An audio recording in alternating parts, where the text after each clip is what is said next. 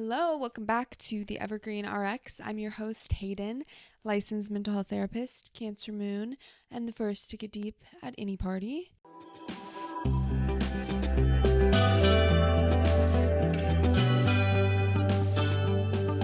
And today is a nice little podcast continuation on last week's episode. So if you missed last week's episode and you want to have the full context, full storyline, go listen to that one, and then let Spotify or wherever you listen to your podcasts drop you off right here at this episode and then catch up with us. Because I was speaking last week about what I call the Pinterest effect, glorifying different aesthetics and the impact of trends and how we determine what we actually like versus what we've just taken on from scrolling on the internet. And so now I want to talk a little more about the idea of romanticizing your life, which also is a big thing that comes from Pinterest and Instagram and all these lovely places that we spend a lot of time on and sometimes make us miserable, we like to call social media. But yeah, it's my kind of what I'm considering a little bit of a part two, even though they're both standalone episodes, and we do have another listener question in this episode to jump into. So yeah, I think that's all I have to say, honestly. I'm really curious to know your guys' thoughts from last week. And also, if you have a question in this vein or in the vein of any mental health related thing, wellness, woo-woo, I don't know, really anything. And if it's too off topic, I just won't answer it. But really, just throw me your stuff. It's free therapy, but not therapy, because I'm not doing that here, guys. If you want to get therapy from me, you can do that, but not here. But yeah, you can always shoot me a text or call and leave me a voicemail at 512-655-9888. And I would love to share your question in a future episode and give you my thoughts. And as we all know, this is the Evergreen Apothecary. So it's a place to try out, to experiment, to get curious, to take the things that I say and leave what I don't. Because I'm still young and I'm still figuring things out, and I don't have all the answers, nor do I ever try to pretend that I do. But I have a lot of thoughts. I spend a lot of time thinking, guys. A lot of time thinking and talking about all this stuff all day for a living, but also in my own life. I just really have a passion for wellness and for critically thinking about how we're living our lives and how we can find more joy and fulfillment. So that's the whole hope and intention. And any of you guys watching, I always talk to the visual listeners. And yes, I can upload video episodes to Spotify at least, but something about that weirds me out. I feel like it bothers me when people have video episodes. You guys let me know if it's different, because if you really like videos, then I will just do that. But something about it's weird to me, even though I know it's kind of the new way podcasts are going. But if you want to watch, currently all my episodes are on YouTube, so you can always do that.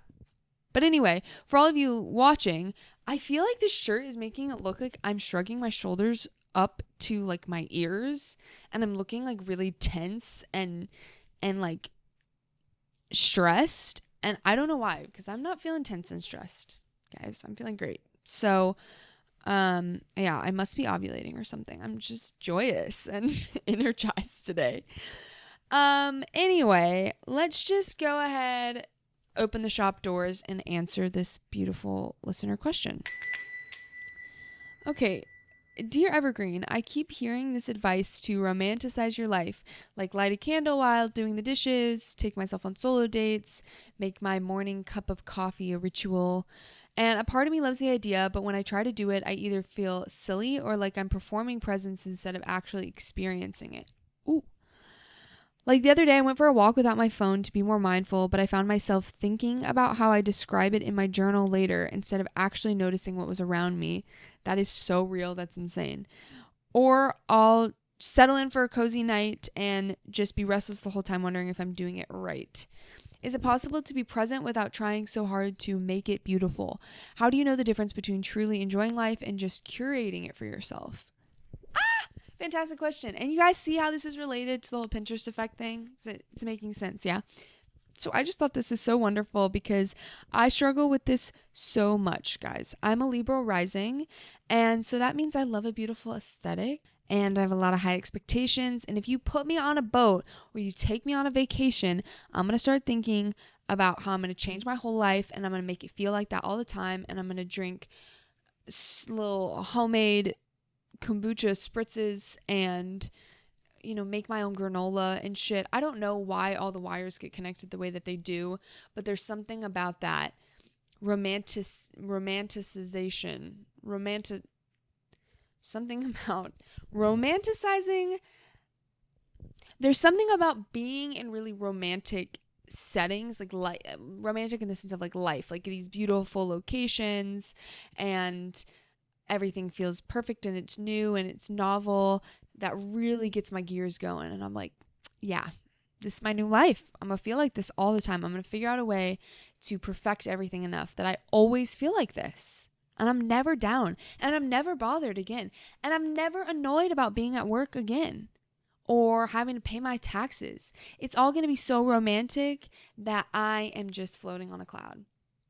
So if you can relate to that, tell me so I don't feel crazy, because saying it out loud, I'm like, that sounds a little crazy, but I know I'm not alone, and definitely not alone because this question. And so, I first just want to say I put a lot of blame on the movies. I think social media now, but the movies were the OG culprit that really get in our heads and fuck with us, because we think if the vibe is just right, everything else will fall into place. Everything will be neat and orderly and make sense and feel great and will be so present because it's all so wonderful. But the problem is, like, we carry our worries with us and our insecurities wherever we go. Also, the weather. And we have hunger and thirst. And sometimes we really have to go to the bathroom. And we wonder if we have enough money for what we want to do. If we should really spend all the money on it. And sometimes, my belly's hurting at random times. And I'm having digestive issues. And all this stuff comes with us. And that doesn't happen for the movie characters, does it? We don't hear the cute little lead in, the rom-com set in Paris complaining about how she hasn't had a bowel movement for 4 days. And so she's not really craving the croissant right now because she feels sick to her stomach. Or how it would be so cool and spontaneous to go skinny dipping, but she doesn't really feel super great in her body that day. She's having cramps. And so maybe it would just be better to lay down, even though the idea was to go swimming. It just doesn't feel so fun anymore. And there's clouds. You guys get my point. And so we deal with being real, living human beings in real life. And don't get me wrong, do not get it twisted. Romanticizing your life is a really beautiful concept and idea. I like it. There's something about the gratitude, the positivity lens, the taking the everyday and the ordinary and making it a little bit special. I'm all on board for that. I really do think it's amazing. Even the more realistic romanticizing that people are talking about, it kind of seems like a natural response to, like, at first we were just talking about romanticizing our life, which had a little bit of delusion baked into it. And now people are like, no, it's realistic romanticizing, like how dirty dishes signify that you have a really full life, which is awesome. And it's a good reframe. But also sometimes dirty dishes are still really gonna irk me and get under my skin. And it's just not gonna feel so great and romantic. And I think sometimes to deal with this, to cope with it, to be able to enjoy our life without trying so hard to make it beautiful, is to understand the real essence of presence. So guys, here, if I had, a banner, like a rainbow above my head that's like the essence of presence according to a 25-year-old white girl, this is what I would say. It's coming back to this moment no matter what. no matter how uncomfortable or imperfect it might be. I think sometimes we get this like lofty idea about presence that everything's going to feel perfect when we are present, because that's the whole point, and we'll just be so mindful and so zen and just right there in it. But that's not the reality, and that's why so many of us avoid it and run from it so often. And I think it takes a little bit of discipline of our thoughts to retrain our brain in this way, because we can just get carried off trying to like perfect and optimize more, like really kind of chasing after that movie level goal. But the present moment is always here right now, right beside you, and you can always practice coming into the moment and getting a little bit more comfortable with the fact that it's not always going to feel really great. And here's my example with this whole romanticizing your life type of deal. So I might light a fancy candle and dim the lights to do the dishes, because I'm like, why not? Let's make it really nice and beautiful. And perhaps it does feel wonderful and it feels calming and I really enjoy it. Or maybe I'm really just a little bit irritable and I'm kind of frustrated. I took the extra time to light the candle because let's make it romantic, and then I'm feeling like I'm running behind, and maybe I touch something really gross in the sink and it just ruins the whole moment, and then I'm frustrated about that because the ideal is the movie character, they never touch something gross in the sink, or if they do, it turns into like a really cute moment with the love of their life standing there and then kissing them on the forehead. Like, you know what I'm saying? It's not gonna be perfect even when we romanticize it. It's not to not romanticize it, but that's not gonna actually be what helps us achieve presence and a sense of enjoyment in life, because we will start to feel some of that level of self-observation and narration, like, I'm going to write in my journal about this, and I'm doing everything I should be doing, or this is so cute, what a perfect day that I'm having. But really it's not so perfect because I'm narrating and constantly in my head and trying to grip so hard onto maintaining this level of perfection. So the real presence practice, and I think where a lot of the joy actually lies, is being able to sit with either version of the experience. With my lighting candles and doing the dishes example, whether it's wonderful and it's calming, or for whatever reason you're irritable and it doesn't really do anything for you, just being able to be with either experience and know nothing is wrong with that.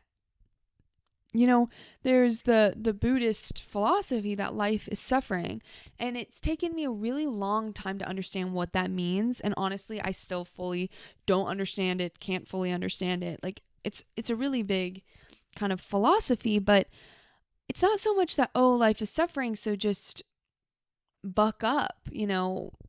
I don't know what I originally kind of believed, but it sounded a little bit more like that to me. Like, I don't want to believe that. That seems negative. But what I've really come to understand is that we can enjoy life so much more when we don't work so hard to enjoy life. When we understand that the full spectrum of experiences and emotions is a part of life, that every wonderful thing comes to an end, and that can create sadness. Or like I said, I recently got back from Hawaii, and the first couple of days back were so hard because I had such bittersweet feelings and memories and was just like longing to be back there. And no, I wouldn't want to just not go on the trip so I never have to experience the pain of it ending. But there was pain that was created because I went and I had this wonderful experience. And I could have avoided that pain if I hadn't had that wonderful experience, because I wouldn't have to grieve it. It's just the ebb and flow of life. And I think sometimes when we're working so hard to enjoy it and to make it as painless as possible and as wonderful and romantic and beautiful and aesthetically pleasing and all of these amazing things, it can suck the life out of it. Even if you're really good, if you're a Virgo and you're really good at just optimizing your life to be pretty beautiful and wonderful all the time, it's just going to suck a lot of the enjoyment out of it. And I'm hearing that in this question, and I'm sure some of you guys are feeling it too. Like, what is the point of curating my life if I'm not enjoying it? So my biggest thing, my little takeaway, my little tidbit for you would be to just keep in mind and kind of hold these few words for yourself and see how they sit with you. And it's embrace, allow, and accept.